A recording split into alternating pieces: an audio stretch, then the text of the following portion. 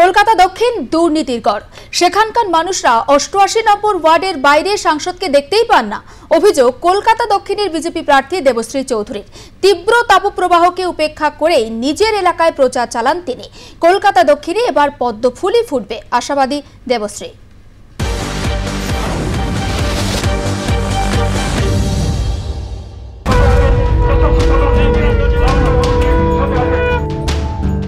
দক্ষিণ কলকাতা লোকসভা কেন্দ্রের বিজেপির প্রার্থী দেবশ্রী চৌধুরী দিদি প্রচারে বেরোচ্ছেন, প্রতিদিন প্রচারে বেরোচ্ছেন। এই রকম রোদ এবং সেই প্রচার করছেন, কষ্ট কি হচ্ছে কিছুটা?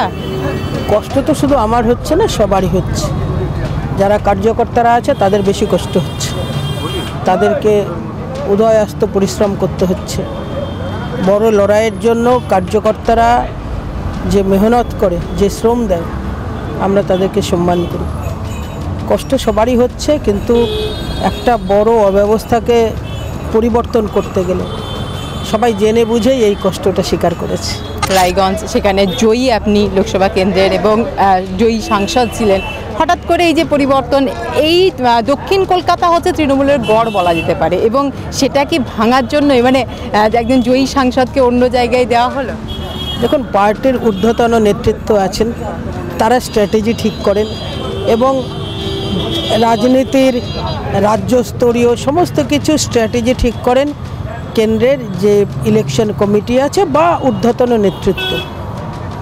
আমি পার্টির ডেডিকেটেড কার্যকর্তা, ৩৬ বছর আমার সাংগঠনিক জীবন।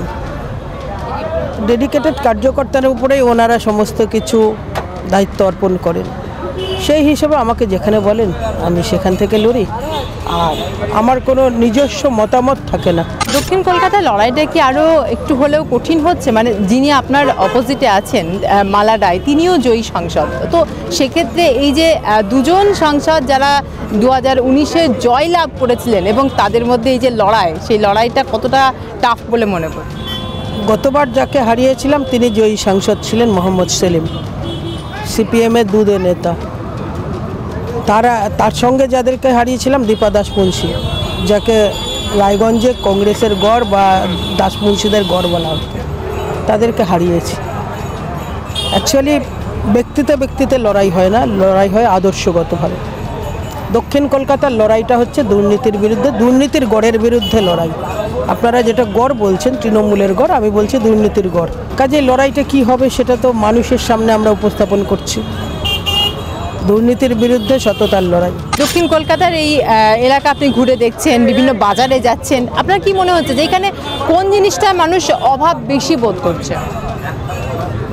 সাংসদের উপস্থিতিটা সবচেয়ে বড় অভাব। সাংসদকে 88 নম্বর ওয়ার্ডের বাইরে কখনো পাওয়া যায়নি। নিজের এলাকায় শুধু পকেট রাখা হয়েছে টাকা তোলার। প্রত্যেকটা ওয়ার্ডে কাউন্সিলরদেরকে মদত করা হয়েছে দুর্নীতির, এটাই। এবং সাংসদকে ডাকলে কখনো পাওয়া যায় না। জয়ের বিষয়ে তিনি 100% আশাবাদী। তার বক্তব্য, এই দক্ষিণ কলকাতার লোকসভা কেন্দ্রে এবার পদ্ম ফুটবে। ক্যামেরা উৎস রায়ের সঙ্গে নাসের রহমানের রিপোর্ট, আর প্লাস নিউজ, কলকাতা।